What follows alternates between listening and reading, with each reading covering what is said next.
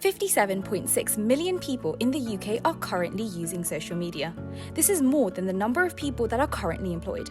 Social media is everywhere, and almost everyone has an online presence.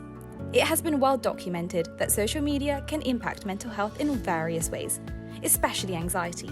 Of all users, university students are particularly vulnerable, often relying on social media as a transition from being at home to living independently. Let's hear what the students say. Why do you use social media? I use social media because it's funny, there's memes. Keep in touch with friends and use it as a messaging tool. Current affairs and politics, economics, just to try and keep a basic grasp of what's going on. To find new things to do or to cook or places to go. I do feel like when it's used for its own benefit, it does make me happy. And yeah, it's fun, to be honest. However, there are the opposite times where I feel incredibly anxious in the presence of social media.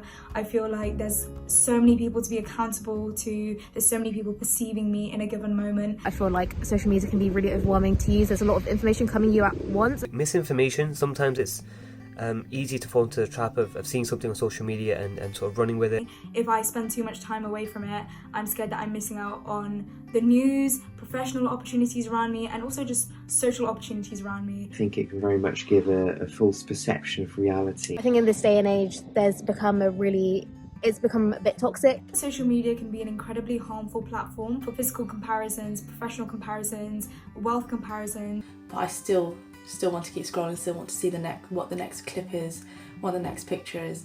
And I think that's when I realised that it's having a negative impact on me. It's very addictive. You can spend a lot more time on social media than you initially intend on. And sometimes it can be really difficult for you to step out of that kind of cycle. It is near impossible for me to detach from social media. I think it's a platform that is here to stay and something that we need to learn to live with. Whilst medicine has managed to catch up with a lot of evolutions taking place, the conversation about social media is still lagging behind. GPs are a key player in student mental health as they are often the first point of contact for them, especially at university practices. The following GPs have shared their perspective on the problem at hand. Before being involved with this project, I had not realized the effect of the social media on the mental health of our university students.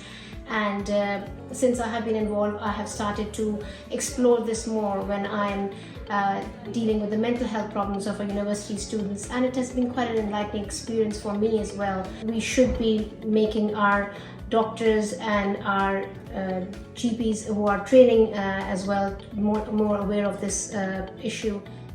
So what can you do as a GP to be better positioned to help your students that may be negatively impacted by social media? 1. Increasing your awareness around the issue. 2. Knowing how to have these conversations. And 3. Pointing students towards relevant resources. Since social media is a relatively new phenomenon, there is very little to help healthcare professionals navigate conversations about social media. Introducing you to Calm, providing you with 4 key questions to explore how social media is impacting the students' anxiety levels. C. Do you feel as if your social media use needs to change? A. Does social media ever make you feel anxious? L. How do you feel when you look at content posted by others? M. What makes you use social media?